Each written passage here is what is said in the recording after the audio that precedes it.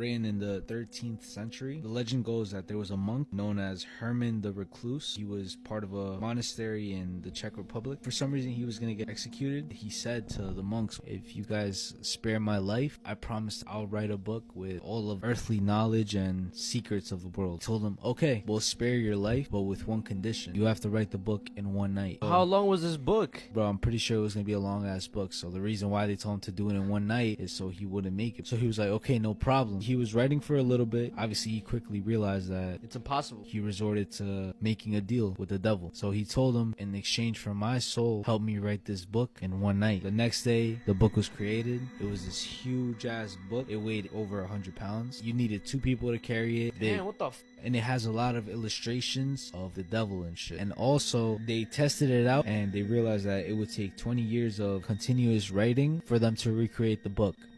Like I said, there's no new teachings in it, but there was a point in time where there was a fire wherever it was being kept and shit. They basically tried to rescue it, and 10 pages ended up going missing. So what they're saying is that maybe those 10 pages were something new. Knowledge that we're not supposed to know about. Rapunzel's hair was actually dangerous. I'm Rapunzel of Corona from the early 1800s. Before I was born, my parents were desperate for a child. They sought out the help of a nearby sorceress who cared for all the local villages. She agreed to help, but warned there could be unforeseen consequences. My parents were willing to try anything and moved forward with the sorceress's plan. My mother pulled out a single strand of her hair, which the sorceress used to perform a magical spell to grant my parents a child. I was born 9 months later as a healthy, beautiful girl. However, over the years, my hair continued to grow at a faster rate than normal. Then one day, my parents' cat decided to play with my hair. He started swiping at it with his paws, but soon became tangled. I tried to free him, but my hair continued to grab onto our cat, eventually pulling him into my hair to never be seen again. That's when we realized anyone or anything that touched my hair would be devoured by it, fueling its growth. My parents became afraid of me, so the sorceress agreed to isolate me from the other villagers for their protection. Over time, my hair would hunger for more food, so I put my long hair out the window to hang by the tower, catching birds and mice to feed its hunger. Then, on one cloudy morning, a prince came across the tower and my hair hanging beside it. He heard rumors about me, but was under the false impression I was imprisoned against my will. He decided to climb my hair up to the tower to save me. I felt the tug of my hair and quickly ran to the window to warn him to stop, but it was too late. My hair started to pull and tug under his skin, wrapping around his arms and legs. He became trapped and started yelling for help. My hair slowly pulled away at him, bit by bit, as his yells became quieter and his body sunk deeper, until my hair fully devoured him. A secret article on the dark web shows that bodies are being preserved for reanimation in 300 years. So they're not really dead, they're just legally dead. They're not biologically dead, obviously, because you can donate all kinds of organs that are still viable and keep other people alive. It just means that something critical has failed that we can't fix today. We come at the stage where doctors today have given up, where today's medicine and technology is not sufficient to keep you going, but we're saying instead of just disposing of the patient, give them to us, we're going to stabilize them, stop them getting worse, and hold them for as long as it takes for technology to catch up and allow them to come back to life and continue living. Each patient is wrapped first of all in a sleeping bag to protect them in case we have to move them to soak up liquid nitrogen. Then they're put inside this aluminum pod and they're secured in there, so they have mechanical protection. And then they're secured in these. So these things being made of aluminum are very good temperature conductors. They're very much like people in a long-term coma, except there's no metabolism. So to them, no time is passing. They're not alive because obviously there's no metabolism. Snow White was actually dead and stuck in purgatory. Hello, I'm Margaret von Waldeck from the 1700s Germany. I was born at Lohr Castle to my father, King Philip IV, and my mother, Queen Eva von Berlepsch. Sadly, my mother passed away when I was a child, and my father remarried to another queen, who became my stepmother. We were both jealous of one another and competed for my father's love and attention. This made my stepmother angry and caused her to seek revenge. One day, when I was looking into our family's well, my stepmother pushed me over the edge, causing me to fall to my death. However, I didn't notice that I had passed on and proceeded to walk away from the well. This is when I was confronted by my 7 deadly sins in the form of the dwarfs. Happy was lust, Doc was pride, grumpy was wrath, dopey was envy, bashful was gluttony, sleepy was sloth, and sneezy was greed. I made peace with my 7 deadly sins and was ready to pass on. However, my stepmother decided to spirit walk as an old witch and gave me a poison apple to keep my soul in purgatory. The dwarfs put my sleeping soul away in a glass coffin to protect me. That's when Prince Charming, who was actually the angel of death, found and released my soul with a kiss, allowing me to finally pass on. So this next story was sent in by Lisbeth on Instagram, so shout out Lisbeth. Hi, I have a scary story I'd like to share. My grandparents' parents and I all lived in the same land in a small town in Texas. Our home was made of wood scraps that we would find.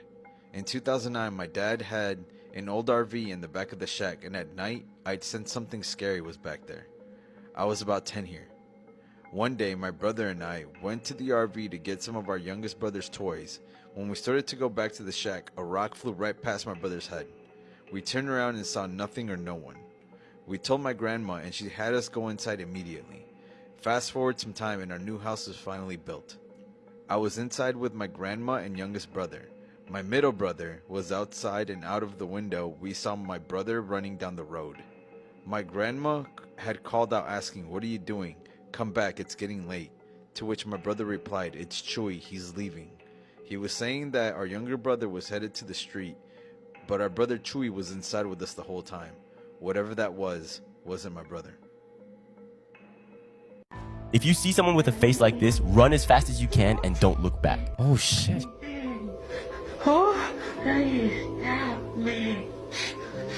What? What's wrong with you? But before showing you the end of this video, I advise you to check if your phone is not being spied on by clicking here, then on more. If you see this app, delete it immediately. So, John was driving home late at night when suddenly a woman with a distorted and barely recognizable face appeared in the middle of the road.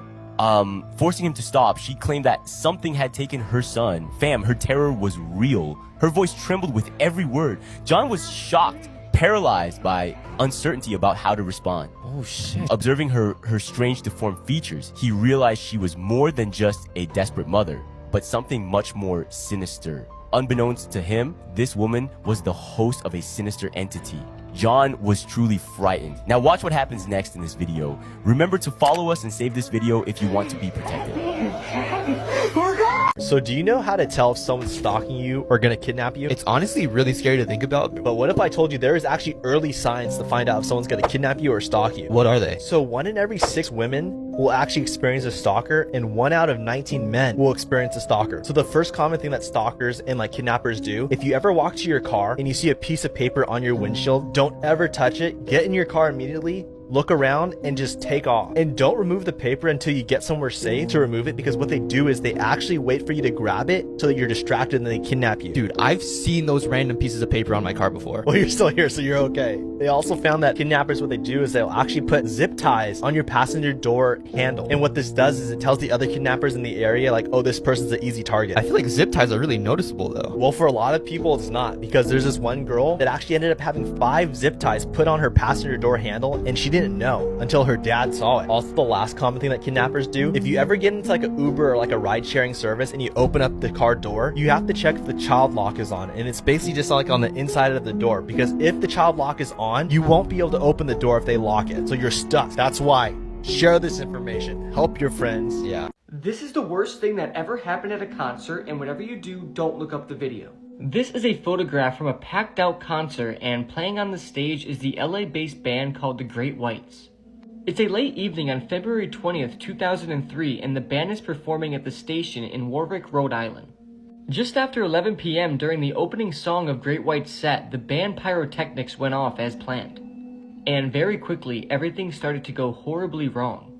Almost immediately, the foam on top of the stage and the walls caught fire and the flames erupted all around. The fire spread quickly, way too quickly for anybody to react. Smoke filled the entire venue and the band was able to get out through the stage exits. But this left hundreds of audience members panicking and clambering all over each other in a desperate bid to get fresh air from outside, since the whole room was filling with smoke. In the video you see people screaming and being crushed. It's honestly horrific and I don't recommend looking it up. Within 6 minutes of the pyrotechnics going off, the building was in flames. There were 4 exits for the venue, but almost all of the crowd made a break for the main entrance, the one that they all came in from. This resulted in a massive human wall of people falling on top of each other and crushing each other and blocking a lot of people inside with the flames. It would later turn out the venue was overcrowded beyond its legal limit. It had no fixed sprinkler system, and although they had a fire alarm, it wasn't connected to the local fire department. According to survivors, it's one of the most horrifying things they had ever seen. People piling up on each other, crushing anyone who was unlucky enough to be below. Half-burnt human beings being pulled from the flames. It was snowing also, so survivors were rubbing snow onto the burnt survivors. In total, 100 people lost their lives and more than 200 people were injured. Ty Longley, who was the guitarist for Great White, also died. The tour manager who set off the pyrotechnics was charged in the involuntary manslaughter of 100 people and sentenced to 15 years in prison, although he was released early as the victims' families appealed on his behalf. The owners of the venue pleaded no contest and they faced similar jail terms. This photograph shows the band and crowd of people completely unaware of the horrors that are about to happen to all of them. I don't recommend watching the video or looking it up because, as I already said, it really is horrifying. Bunny, do you like me? Hello, I'm Douglas J. Griffin, or they often call me Bunny Man. In 1904, a bus carrying mental patients crashed on the way to Lurton Prison. All of the inmates were captured except for me. I ran away and hid in the woods around Clifton, Virginia. I had an obsession with rabbits, so I killed, ate them, and left their mutilated bodies around. When the number of rabbits in the forest is almost gone, I started to find residential area. I wore a bunny costume and went into the town. Some town children taunted me. Of course, I don't hesitate to tore them apart and hanging their corpses from trees. The locals and the police immediately detected and proceeded to chase me. I had to run away. When I was crossing over a railroad bridge, a train came from behind and hit me. I now haunted the bridge, which today is known as the Bunny Man Bridge. If you are lucky, you might see me standing under the bridge wearing the bunny costume holding an axe. But if we make eyes contact, I will slash your throat and leave your body dangling from the bridge. Let like and follow for more stories. Her ex-husband just got out of prison after 12 years, and this is the first thing he tries to do when he gets out. Camera in San Antonio, Texas captured footage of a man knocking on a stranger's door around 4:30 p.m. The footage shows the man wearing gloves and holding a pry bar.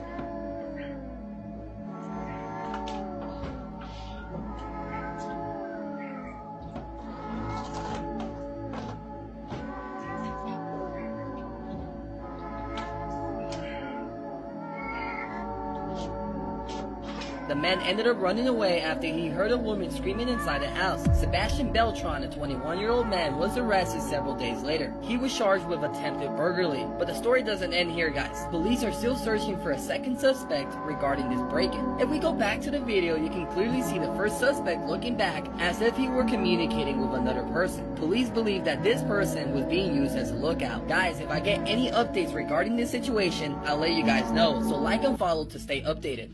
They were singing a choir during Mass when this happens. Hidden Underbelly uploaded an unsettling video where the church choir is taking place during Good Friday Mass, when suddenly something creepy is captured on camera.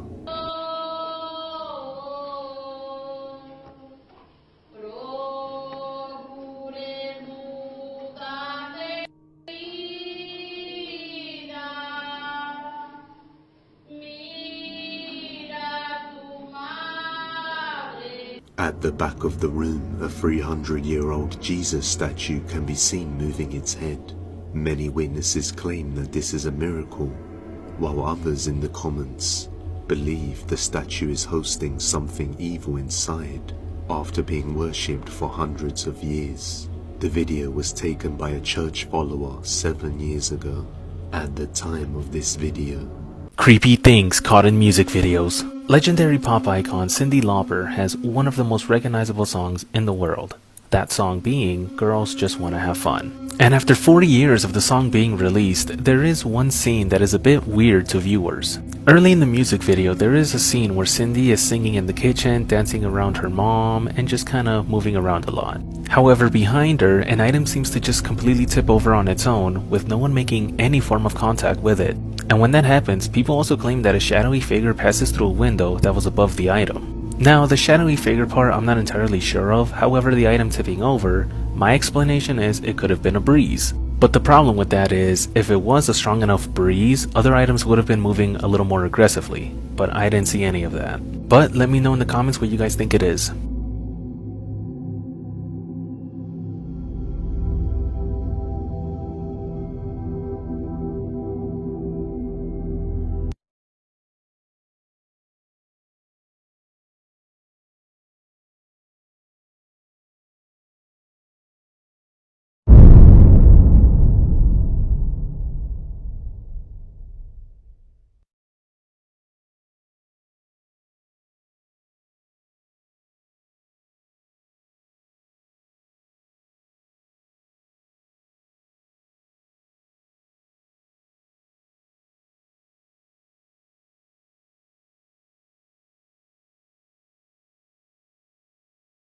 Stay away from doing this.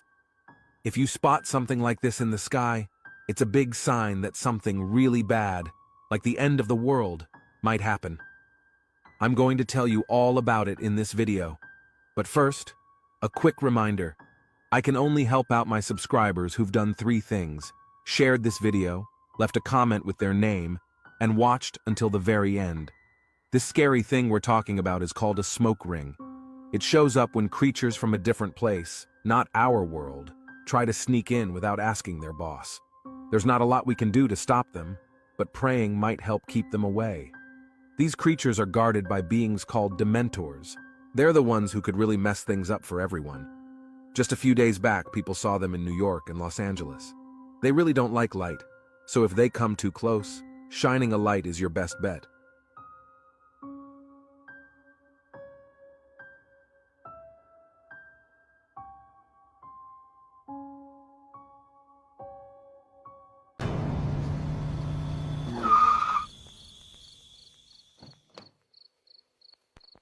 Hey, are you okay?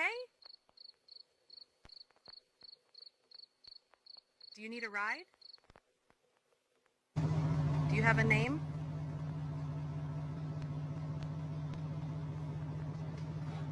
Susie. Okay, Susie. Where do you live? There.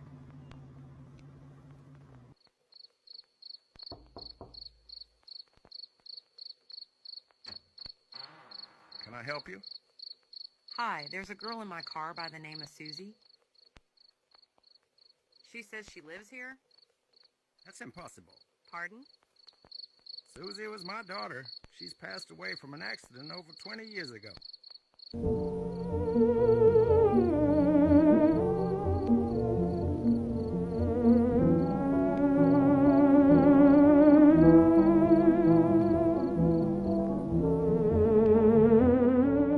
They just took the Annabelle doll out of her case again. Yeah, you know, this doll, one of the most haunted dolls in reported history, having many stories of people seeing her or even touching her when they're not supposed to and having tragic things happen to them. I mean, the last person that touched her was driving their car and ended up wrecking their whole entire car and almost losing their life, and claimed to have seen Annabelle in their back seat, after of course leaving the museum. $1 million question for me is, how is this wooden box holding her in? Now, I completely understand that the boxes are blessed, but if Annabelle is as strong as people say she was, how is this box holding her? And what is the whole point of moving the doll? Now my question is, could these Annabelle movies be lying about how actually strong she is? Because in these movies, she's absolutely insane. And you have this man moving the Annabelle doll as instructed by his boss, and he's now being blessed. Supposedly in this video, the man was blessed prior to entering the room, and now he's putting holy water on his hands. Now my man was just wearing gloves when he moved the Annabelle doll. You couldn't pay me enough to move this doll, my job or not.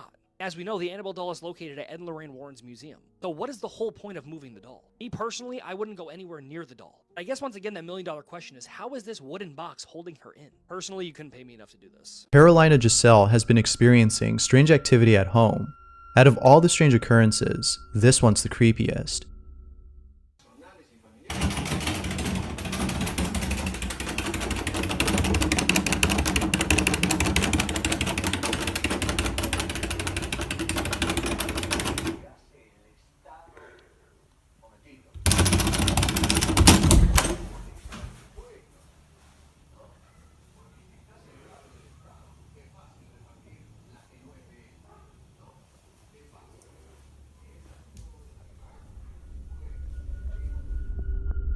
Carolina doesn't know what to make of this.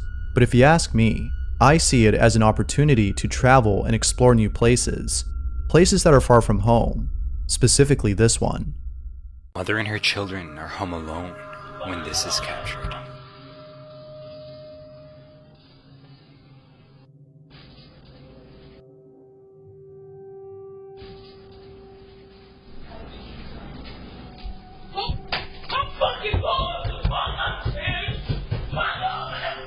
And her son suddenly burst into her upstairs bedroom, screaming and crying, saying that somebody was in the house. He gets up around 7 a.m. every day. He decided to make some noodles, which he told me that he was making for lunch to take to school. He said that he heard a voice coming from the cabinets that said to him, "How did you find me?" As Tony tries to get her son to calm down, they both hear the sound of heavy footsteps coming up the stairs. Jumping all over my bed, hiding in the corner, screaming and hollering, saying he didn't want to die. Somebody was in the house, somebody was in the house. And I'm like, calm down. So then I call my dad and I'm like, Dad, man saying somebody in the house. At the point, my dad was like talking to him, telling him to get out the room or to be quiet. And he finally did get a little bit quiet. We started hearing footsteps. I mean, big, heavy feet coming up the steps. So she begins to search the house, wielding a hammer. After finding that all the doors and windows are locked, he begs her to check the security cameras because he swears up and down that he heard a voice. Tony decides to wait till he goes to school to check the cameras. What she found is truly chilling.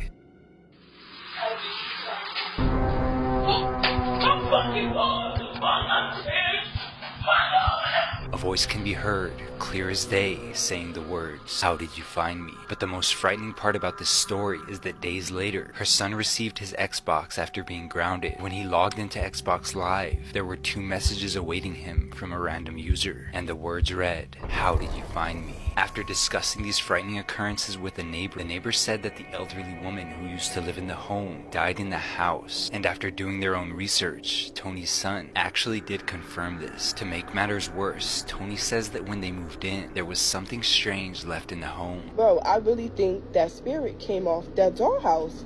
I think when we moved that dollhouse upstairs and sat in the kitchen for a little bit and took it out and put it on the porch, that the spirit was on that dollhouse because the kids did not want to touch that dollhouse. Like, it was something about the dollhouse. And she can't help but think that they disturbed a spirit by moving it. Now Tony's son refuses to sleep in his bedroom and will not be left alone in the house. What do you believe? Do not leave me, please. I'll do anything. I'll do anything, please.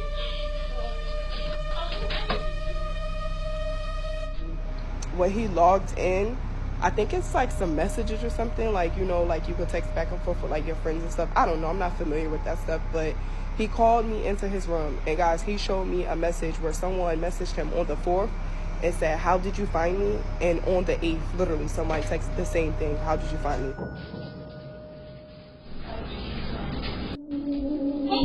I'm fucking lost. I'm scared.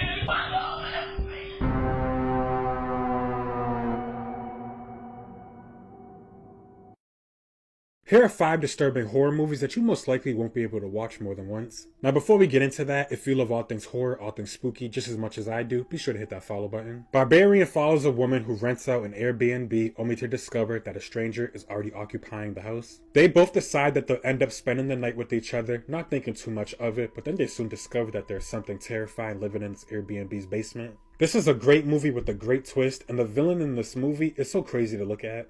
The Perfection is a movie you can watch on Netflix, and it follows a musical prodigy who returns to her old school only to discover that her pupil has taken her place. And from here on out, the two embark on a sinister path. Now the movie has Allison Williams from Get Out, and any movie with her, you already know it's going to be crazy as hell. Funny Games follows 2 disturbing young men who terrorize a couple at their lakeside house. They subject the couple to nightmarish abuse and humiliation. Any situation like this is just terrifying to be put in, and disturbing, of course. Deliver Us from Evil follows an NYPD sergeant who has seen his fair share of horrific and terrifying events. In fact, he has seen so much that it poisoned his soul. His understandings and beliefs have been pushed to the limit, and his partner has teamed up with a priest to try to save him.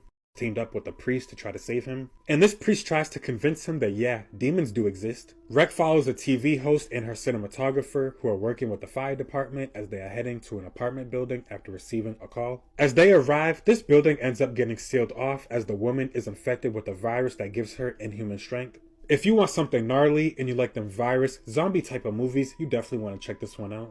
Bro, if your dog does that, immediately leave your house because you are in trouble. Oh shit. Check this shit out. Let me see. You didn't know that, huh? No, what the? Look, so the dog in this video appears evidently terrified. Such behavior is not uncommon in dogs and cats, because they possess the capability to perceive entities invisible to humans, referred to as skinwalkers, you know? These beings can render themselves invisible or visible to animals. And yo, in extreme cases, they might even possess your pet. This dog seems extremely disturbed by what it sees. And the worst part is that its owner can't even help because she sees nothing. To comfort it, she asked her dog to come back to the couch as she saw it shaking like a leaf, and she didn't want anything serious to happen to it. But before continuing, I wanted to warn you guys that more and more people have reported that their phones were being spied on by a blue radio app.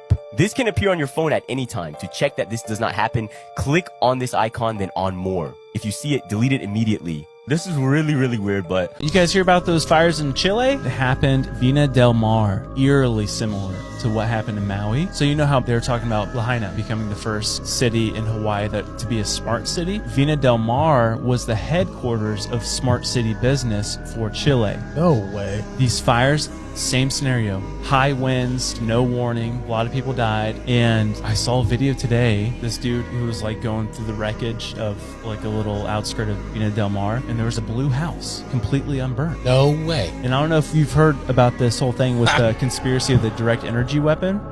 But lasers cannot burn the color blue. So in Hawaii, everything was just like burnt to a crisp, like just blue umbrellas, just completely unfazed. I have family who like was walking through the area and they literally said their warehouse is green and blue. All the green ones are scorched. All the blue ones are still standing and fine. But a weird connection with the fires in Maui. And that day there was a satellite right above Maui. Guess who owned that satellite? CERN. Really? And a couple years ago, CERN discovered what they called the fifth force of nature called cosmic energy.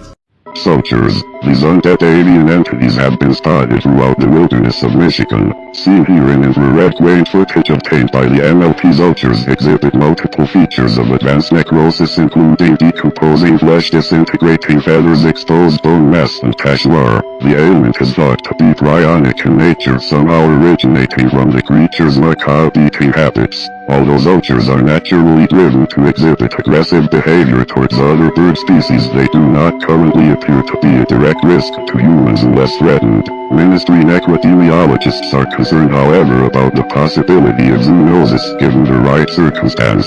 If one encounters a vulture, maintain a safe distance in order to minimize the likelihood of cross-species transmission. Under no circumstance should one agitate or instigate a vulture in any way. If provoked, vultures will respond with extreme violent intent regardless of species. This has been a public service announcement from the Ministry of Latent Places. What is the lore behind Silent Hill's newest creature, the Sakura Head? This is from the new free game Silent Hill The Short Message, and we are going to talk about it. Spoilers for the game ahead. Real quick, I do want to mention that Sakura Head was not its official name, at least at first. The official Silent Hill account on Twitter did a poll, and this was the name that won. In the game, you play as a girl named Anita, and she had a friend named Maya, who was an artist that went by CB, or Cherry Blossom. Anita started to become very jealous of Maya for a number of different reasons, and through a series of events, this kind of indirectly led to Maya unaliving herself. So the Sakura Head here doesn't just represent Maya, it represents the tremendous guilt that Anita has repressed. But is it just symbolism? In the game's library, you find out that hundreds of years ago, this town killed a witch in the same area the game takes place in, and in death, the witch put a curse on the land. So is Sakura Head part of that curse? Is it just Anita's trauma? I think that's up to the player's interpretation.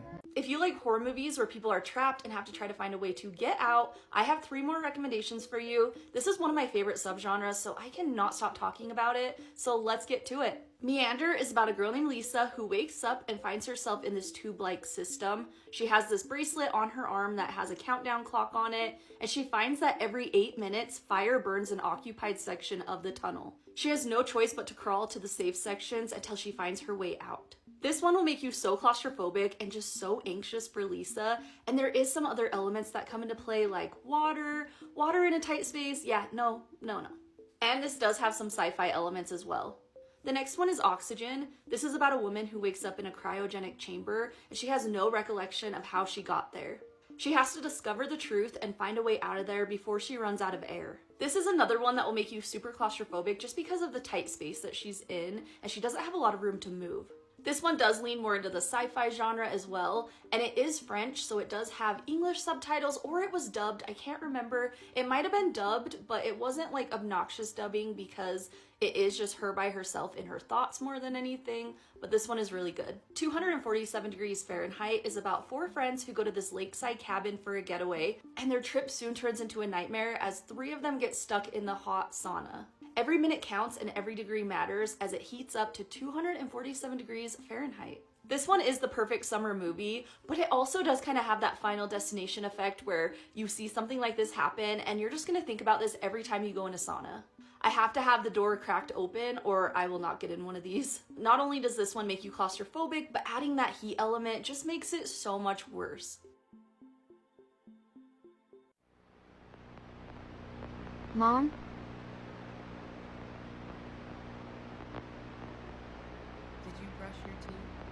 Yes?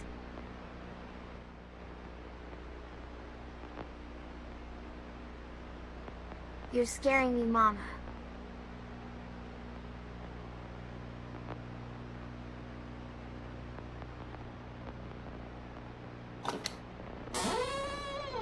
Dad, where's Mom?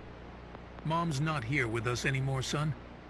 Yes, she is. I just seen her. Where? In the hallway. She asked if I brushed my teeth. Look, son. She, passed. What's wrong, Dad? Son. Come here.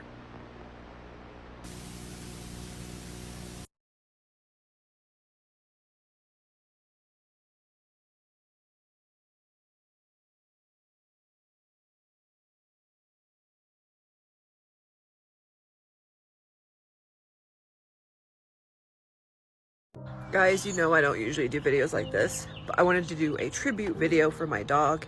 I just had to put him down today. He was 12 years old, and I had a really good life with him, and I feel like he deserves a tribute. So, thank you guys for being there for me.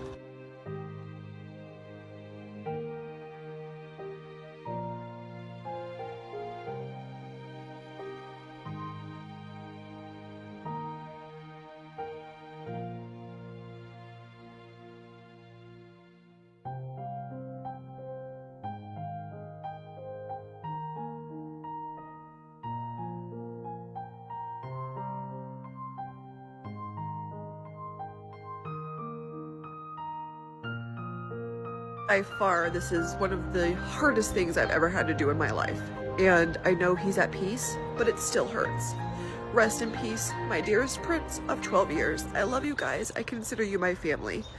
So please enjoy the tribute and always love and tell the people you love that you love them, and your pets, keep them close to your heart. I love you guys. This lady is not as innocent as she looks. In Cyclone City, Iowa, there lived a 48-year-old lady named Wanda Hickey. Now a widow, she racked up millions of dollars after her previous 4 marriages ended abruptly from the strange passings of her husbands. They all passed in the same way in the same location at the bottom of the staircase from an apparent fall. But due to Wanda's several health conditions, they were all ruled accidental. One day, Wanda would receive a phone call from a Nigerian prince telling her she had a virus on her computer and that he could fix it for her, and that all she needed to do was buy $100,000 in Google Play cards. She would respond saying, "Honey, I don't even own a computer. And if you're looking for a sugar mama, all you had to do was ask." The prince would accept the invite to her home, even though he lived far away. He would show up to her front door a few days later. When Wanda opened the door, she would tell the prince to give Mama a hug. The prince could smell a foul odor coming from inside the home and was having second thoughts. He would then turn around and begin running away from the house. When he turned around, he would see Wanda right on his tail, and she was much faster than he expected, quickly gaining ground on him. He would then reach the end of the driveway, which was half a mile long, and realize the front gate to the property had been closed. He would then realize his nightmare had just begun, You want to hear another conspiracy theory that you probably don't know? It's going to blow your mind. Let's do it. So Monster Energy, the M, it looks like a claw, right? Yeah. Now, if you look closely, you'll see that the strokes of the M don't fully connect right. So yeah, each stroke looks like a 1, but actually it's a sign in Hebrew that means 6. So the 3 strokes together, it gives us 666 by coincidence. And as you know, that's the devil's number, right? But that's not all. Because when you really look at the monster logo, there's this O with like a cross right in it. I think you should really save this video because it will be censored, like for sure. So doesn't that seem weird for a brand that apparently has nothing to do with religion? They say it's like a coincidence that when you drink the can upside down, the cross is inverted, like an occult symbol. It adds something else to their logo, referencing the devil. And wait, don't forget their slogan, Unleash the Beast. All this put together makes you think, right? Yeah. The slogan, the logo, and the cross on top. It must really be intentional on their part. But honestly, why did Monster decide to brand themselves like this? I've linked photos that show all this clearly on this video. If you're curious, follow me. Click here on more and on photos. This is a cannibal that used the gay dating app Grindr to find victims so he could eat them. So on Christmas Eve 2019, 25-year-old Kevin Bacon told his roommate that he was going out for the evening to meet up with a man that he had recently been talking to on the dating app Grindr. Now, after 3 days, Kevin failed to come home or contact any of his friends or family, and they started to get worried, and they eventually went to the police to issue a missing persons warning. Later on the day that he was reported missing, Kevin's car was actually found abandoned in a parking lot, along with all of his clothes and his cell phone.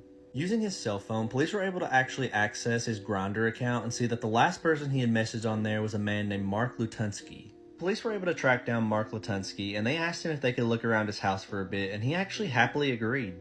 However, when police went down to the basement, they made an absolutely horrific discovery. Hanging from the rafters by his ankles was the nude body of Kevin Bacon. His throat had been slashed, his body had been drained of blood, and most shocking of all, he had actually been castrated. Upon further questioning, Mark happily admitted that he had actually castrated Kevin and then fried up his testicles and ate them, and that he was planning to use a food dehydrator on the rest of Kevin's body so he could preserve it and eat it later. After Mark was arrested for the death of Kevin, police actually discovered that he had had several previous run-ins with the law in the months leading up to the death. 2 men on 2 previous occasions actually called 911 stating that they had escaped from Mark's basement after he drugged them, tied them up, and was planning to torture them. In both cases, police just chalked it up to a gay dispute, and they didn't actually look further into it. Mark was quickly found guilty of Kevin's death, and now he's currently serving life in prison. Here are 5 horror movies that are based around creepy mirrors. I am so superstitious, so mirrors terrify me. If you have any mirror recommendations, let me know, but let's jump to this list. The first one is called Oculus. This is about a guy named Tim who was released from a mental asylum, and he finds that the crimes that he was accused of were actually caused by a supernatural entity that resides in an old antique mirror. His sister is determined to prove this in order to prove his innocence. This one creeped me out so much the first time I saw it. Just the look of the mirror is terrifying, and I would not want that in my house. Look Away is about a lonely high school student named Maria. She finds an evil but supportive twin in the mirror's reflection. She decides to switch places with it, which completely flips her life upside down, and she realizes maybe her life wasn't so bad. She has to try to find a way to switch back before she's trapped forever. This one was creepy in the sense that her reflection was the antagonist instead of some like creepy looking entity, and it just makes you question your own reflection and who really is looking back at you. Mirrors is about a guy named Ben who is hired as night watch to watch over this department store. He notices that the mirrors are very clean, and he learns from a colleague that the previous night watch guy was very obsessed with mirrors. He discovers that there's an ancient force in the mirrors, and it's after him and jeopardizing his family. Just the setting of this is terrifying, being a night watch person and you're all alone and you have all these mirrors and there's just something after you. Behind You is about 2 sisters who go stay with their aunt, and they realize that all the mirrors in the house are covered. When one of the sisters discovers a mirror that's hidden in the basement, she realizes that she has released a malicious spirit. And last but not least is Candyman. I feel like we cannot talk about mirrors without talking about him. The Candyman is an ancient soul with a hook for a hand that is accidentally summoned by this grad student who is researching the monster's history. I saw this one for the first time just a few years ago, and I loved it. I thought it was so beautifully done, and even though it is more slow paced and there isn't a lot of like hack and slash that I would expect, I just loved it.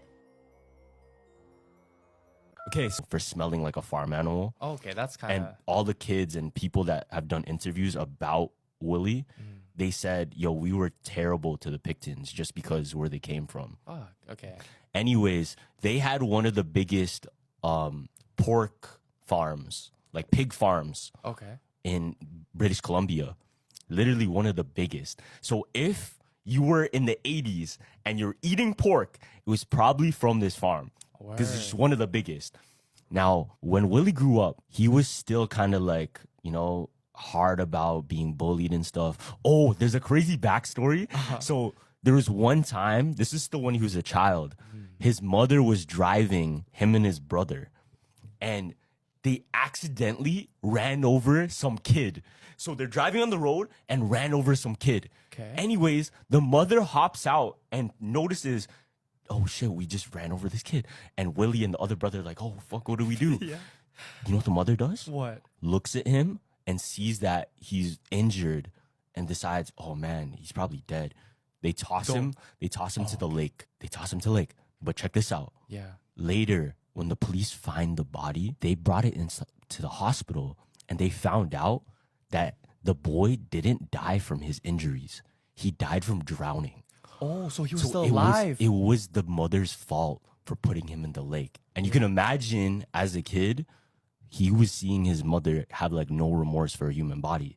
Have you heard of this fire station in Gympie that is widely believed to be haunted? These are the ghost stories from our own backyard, so sit down, dim the lights as I tell you the story of a ghostly fireman. The Gympie fire station in Queensland is thought to contain the restless spirit of Kevin James Bennett. He was a firefighter that passed away at 20 years old while on duty in September 1943. On this particular day at work, Kevin was filling in for a fire spotter that was off sick that day. Kevin was spotting for a fire that was close by the station at the top of this tower. The lookout at the top of the tower was only surrounded by a simple railing at the time. However, he accidentally fell from the tower and fell 40 feet onto the asphalt below. Kevin was immediately rushed to hospital and suffered from a fracture to the right thigh, a large cut to the left leg, concussion and shock, but his injuries were not considered serious. But he unexpectedly passed away a couple of days later from his injuries. Many people have reported paranormal activity at the Gympie fire station since Kevin Bennett's death, with some staff not wanting to stick around after dark, including cleaners that only worked in the daylight because they were so frightened of the building. One of the computer techs was working late at night on the computer when he felt someone over his shoulder watching what he was doing. He immediately turned around to see that no one was there. The only thing he saw was the door behind him close. Former firefighters have also reported a male apparition in the building, as well as objects moving on their own. This presence is also said to make itself known when there were decisions being made that they didn't agree with. Do you know of another fire station that may be haunted? Serious question of the day. Would you stay in the Conjuring house if given the opportunity? There was no pay involved. You were just given the chance to stay overnight in one of the world's most haunted homes. Let me know your answer in the comments and share to a friend that you think would stay in this home. Aqua Wraiths. These haunting entities have been spotted near village of Four Seasons in Campbell County, Missouri, dwelling within the murky waters of Lake of the Ozarks. Not much is known about the ghostly creatures, but they appear to travel in small pods of 2 or 3 and tend to congregate near the lake bed in low visibility areas. It is thought they do this specifically to avoid human detection. The forlorn howling of Aqua Wraiths can carry for miles in and out of the water. Local residents and visitors report a particular abundance of Aqua Wraith cries on certain moonless nights. Police reports confirm an uptick in missing person reports in the days following these dates. Ministry researchers suspect Aqua Wraiths to be either undead or phantasmal type beings who use their hypnotic wailing to draw humans lakeside. What is then done with the victims and their bodies is currently being investigated. This has been a public service announcement from the Ministry of Latent Places. This girl was attacked and killed by 3 orcas, and this is a massive trigger warning. This is 20-year-old Kelty Byrne, and she worked at a place called Sealand of the Pacific. It was basically just a knockoff SeaWorld. And of course, animals were either bred in captivity or captured from the wild, and they were then brought to places like this to entertain. Well, one day there was a show going on, and Kelty was a part of this show. And there was 3 orca whales inside of the tank. On February 20th, 1991, Kelty was standing near the edge of the tank. Kelty would then accidentally trip inside of the pool and she would try and swim out. But before she could grab onto the ledge, one of the orcas grabbed her and then began to drag her around the pool. And what happens next is an absolute nightmare. Between the 3 orca whales, they were tossing Kelty around like she was a toy. They would drag her deep underneath the water to the point where she was kinda drowning. And then they would just bring her back up to the surface, and the most disturbing part is, you can allegedly hear Kelty screaming, "I don't want to die," and then screaming for help at the top of her lungs. There was trainers nearby. They were doing everything they could, but they were completely unmatched for 3 huge orca whales. This went on for a decent amount of time as Kelty was essentially just being tortured by 3 orca whales. She was being dragged underneath the water, thrown in the air, and being pulled on by 2 whales. And eventually the whales just bring her down deep underneath the water and she drowned to death. They weren't able to retrieve her body for 2 to 3 hours after this happened. She had bruises and bite marks all over her body. This is absolutely horrific, and I can't even imagine this happening. This is absolutely disturbing to talk about, and this is honestly one of the worst ways to die. Orcas are absolutely scary, and I cannot imagine being in her situation. May Kelty rest in peace, and this is just awful. Of course I can spoil the autopsy of Jane Doe for you. This movie is about a father and son who are coroners and receive a body that is clearly lifeless but appears to be in perfect condition on the outside, only to discover her dark past that leads to a volatile chain of paranormal events. The autopsy of Jane Doe, full spoilers, here we go. The movie starts off with police arriving at the house of a crime scene where multiple people have passed away and have very serious injuries, except for an unalived woman they found in the basement that appears to be in perfect condition despite her being lifeless. The woman is nicknamed Jane Doe and is taken to these 2 coroners, a guy named Austin and his father. Austin's lady friend shows up and wants to see an unalived body. The father and son show her one and also point out that they put bells around their ankles just in case they're alive like they did in the ancient days. It's more of an old school thing, but they still do it. Austin tells Emma to come back to his work later so that they can watch a movie together. While Austin and his dad examine Jane Doe, they notice that the outside of her is in perfect condition, but the inside has visible signs of trauma such as obliterated bones, a tongue and molars that had gone bye-bye, and blackened lungs. The dad also finds a flower inside of her tummy which has been known to paralyze people when consumed, and one of her molars wrapped up in a cloth that has ancient writing on it. He also finds the same writing in the innards of Jane Doe's skin. Austin and his dad find their cat who is very injured and has to become unalived because of it. Suddenly, the lights turn off, and when they turn back on, they notice that the bodies are gone, and then Austin's dad gets attacked by an unknown entity. The 2 try to escape but discover that the elevators have stopped working, there's a huge storm and they have no signal, and there's a tree that's blocking their path out. They experience a chain of terrifying paranormal events where they can see the bodies walking around and also hear the bell around their ankles. The father and son put 2 and 2 together and suspect that Jane Doe may be haunted, so they decide to try to ignite her, but the whole room ignites, so they have to extinguish it, only to discover that Jane Doe is once again in perfect condition. Austin and his dad run outside to try to get out on the elevator once again, but they hear the jingling of bells. Austin's dad blindly throws a weapon at the noise in the darkness, only to find out that it was actually just Austin's lady friend Emma coming back to see a movie with him. Emma then passes away. Austin and his dad return back to the examination room with Jane Doe, and his dad takes a sample of her brain. But when he puts it under a microscope, he figures out that the brain cells are alive, which makes Jane Doe alive. His dad begins to research the markings that were found on the cloth and in Jane Doe, and discover they're from the 17th century, taking place during the same time period of the Salem witch trials. Austin and his dad discover that Jane had a ritual performed on her in order to make her a witch that never allows her to pass away no matter how much suffering her body endures. She has been cursed forever and injures those who try to examine her in retaliation for the pain in order to make them feel what she feels. The dad, who now fully understands Jane Doe, tells Jane Doe that he would like to offer himself in exchange for his son being able to live. All of a sudden, all of Jane Doe's internal injuries get passed on to the dad. The dad screams in pain and begs Austin to unalive him. Austin then decides to unalive his dad out of mercy with a weapon. But then Austin sees his dad's ghost and it startles him and causes him to fall, which makes Austin also become unalived. The next morning, the police arrive at the crime scene, which is now similar to the crime scene you saw at the beginning of the movie where Jane Doe was the only one in perfect condition. They are puzzled once again and have no idea what happened. As Jane Doe gets shipped to the next coroner, we see the bell around her ankle jingle and her toe twitch. The end. What movie should I spoil next? Shout out to all of those TikTok videos that talk about if you're walking in the woods in Appalachia and you hear something or you see something, no you didn't, because I think that just saved my life last night. Story time. Excuse the garage. I'm at my parents' place, and this is the only place my dog is allowed, who plays a crucial role in this story, by the way. He's a very, very good boy, and last night proved it. So, my parents don't live in Appalachia, but they do live in an area that's a little more secluded. It's still a suburb, but it's pressed up against these hills with lots of untouched wilderness, and coyotes are running through there all the time.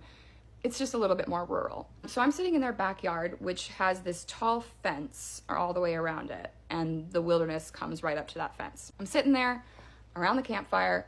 My dog is laying beside me.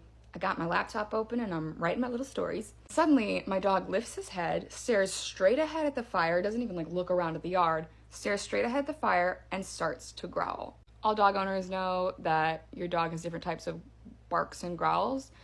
This was his warning growl. This is the growl he does when there is danger coming and he's telling it to back away. So immediately I'm like, buddy, what's wrong? What's wrong? What's wrong? And then I hear a voice at the fence line. And it's not just any voice. It's the voice of a little girl. And it sounds like a creepy doll from a horror movie. It's got that kind of like mechanical quality to it.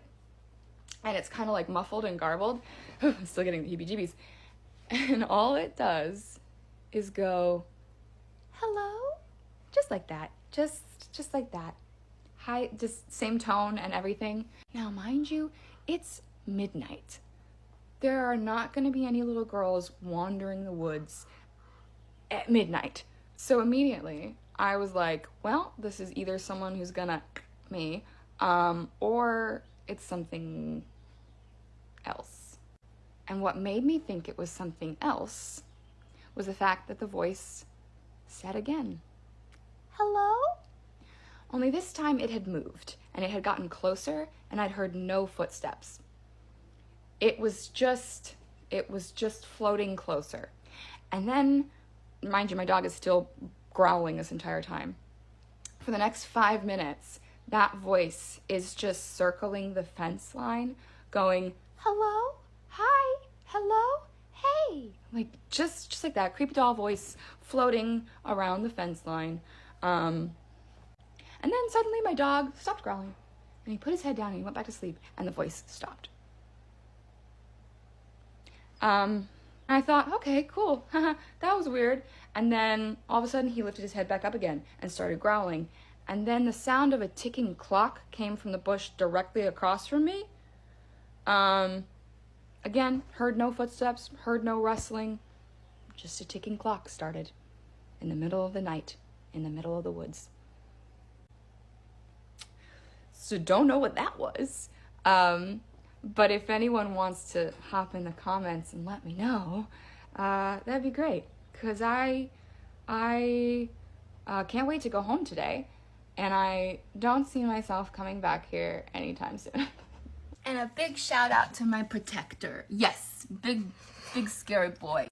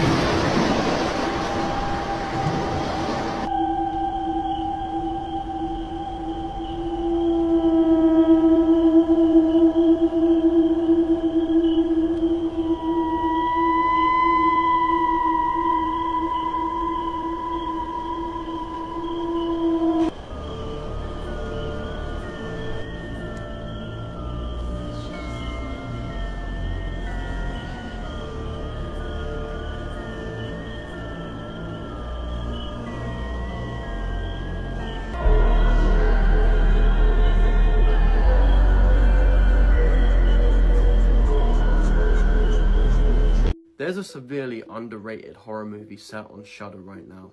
I watched it last year and it scared me so much that I had to turn all the lights on to go to bed. And that's quite rare for me.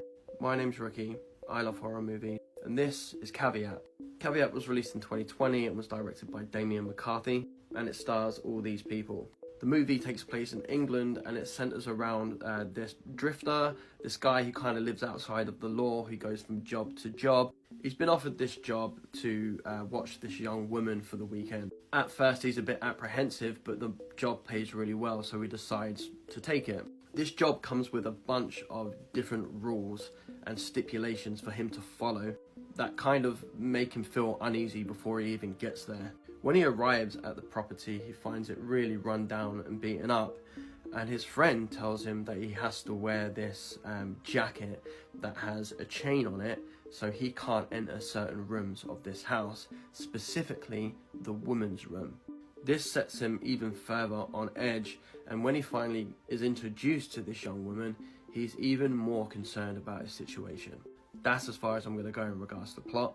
Man, I have so much love for this film. It's one of the best British horror films I've seen for a really long time because it's really creepy. It could easily be a Hammer House or horror movie. It's very old school, it's very gothic, and the setting to this movie is very similar to that of the movie Possum.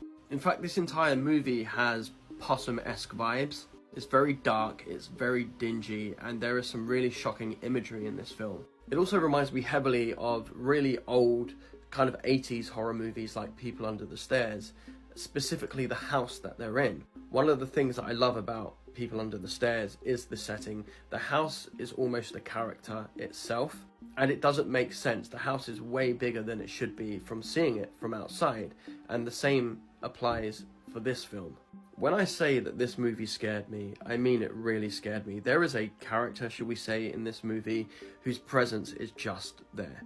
And when we see this character on screen, it's a real primitive kind of guttural fear. It's shocking. Again, it's a real throwback to real old school gothic horrors where we kind of see this spectral image just stood there staring at us. And we know that this thing is getting closer. We know that this thing is almost hunting us down. This movie ties into our fears of being trapped in enclosed spaces, of being watched, of being hunted. I say this all the time, but the fundamentals of horror need to be gotten right for a movie to be scary. And for me, the fundamentals of horror is making us afraid of what's beyond that door, what's round that corner, what's at the end of that corridor.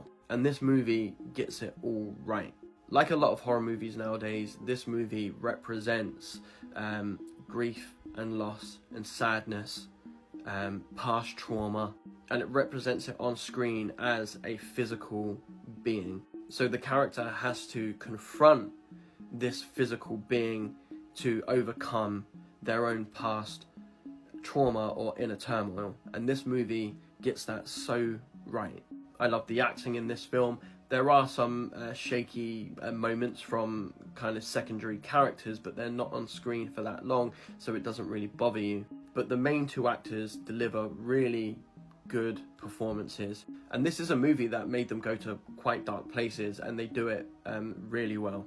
I absolutely love this movie's aesthetic. I love horror movies that take us back to a time that doesn't exist anymore and does it really well. I love horror movies that make me afraid of a location, of a setting, of a feeling. And I love horror movies that just get the job done and they just scare you. And that's what this film did.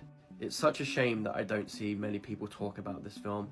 It's one of the horror movies I recommend to anybody who is asking me, what should I watch tonight? I always say caveat. If you haven't already seen it, go check it out. It's on Shudder. Su esposa y su hijo murieron en un accidente automovilístico y la locura comenzó a aflorar en el Dr. Schneider, un reputado cirujano de la ciudad de Melbourne, en Australia. El protagonista de nuestra historia se había apropiado de ambos cadáveres haciendo uso de su praxis médica y los había llevado hasta una vieja cabaña que tenía a menos de medio kilómetro de su mansión.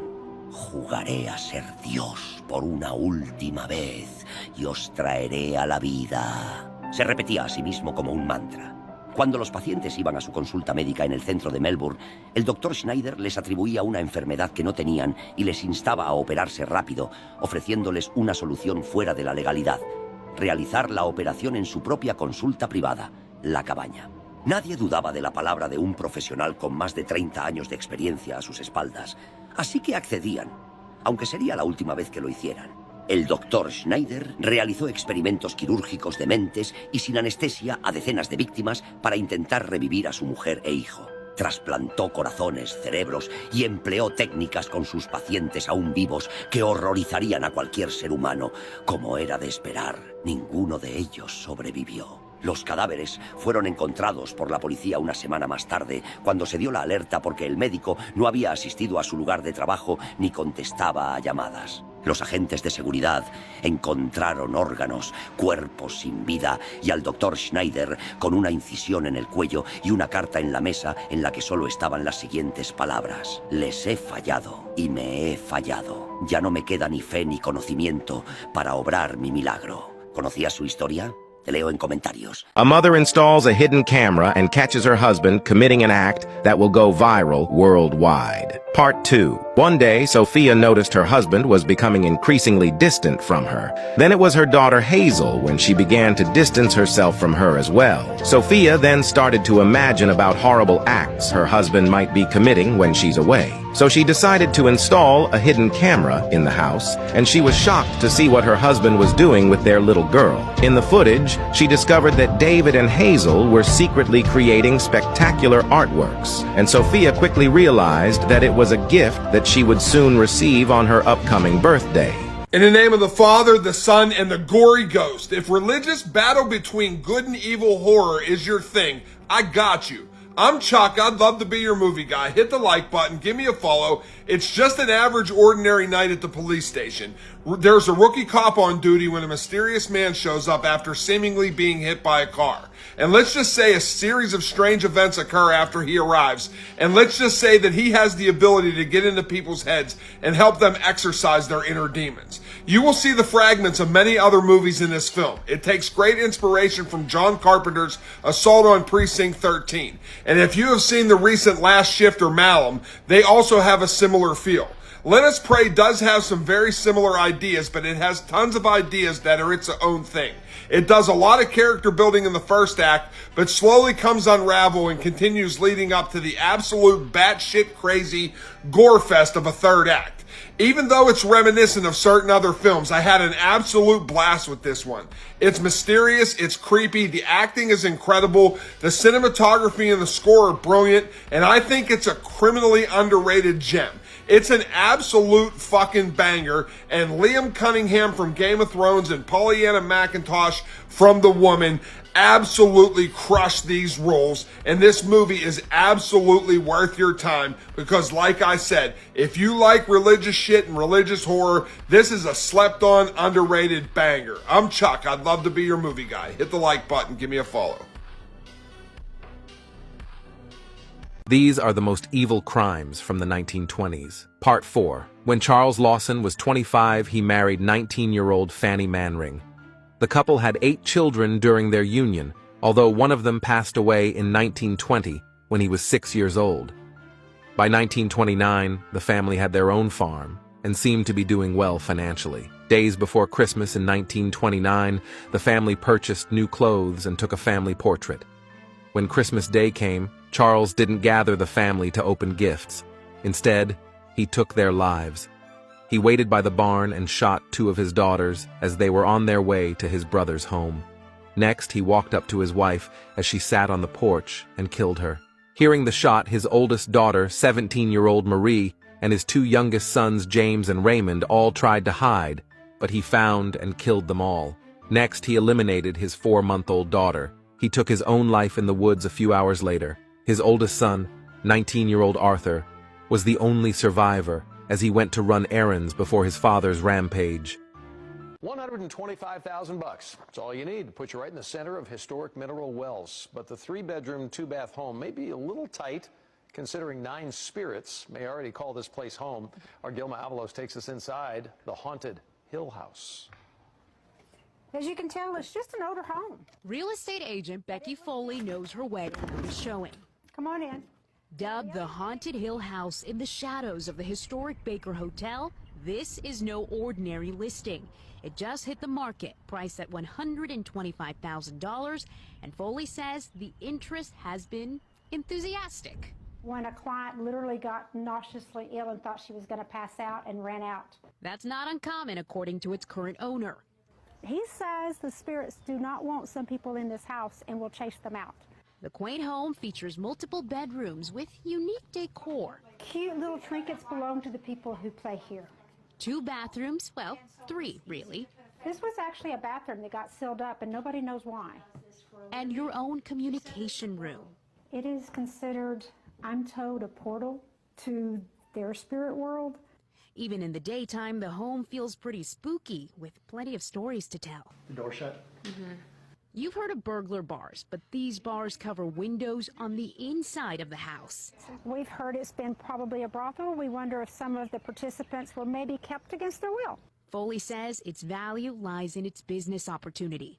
Now this is the kitchen. They have had, he says, breakfast with the dead.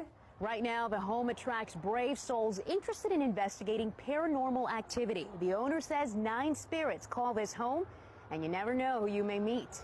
Every weekend, groups explore the home, and they eagerly share their findings on Facebook.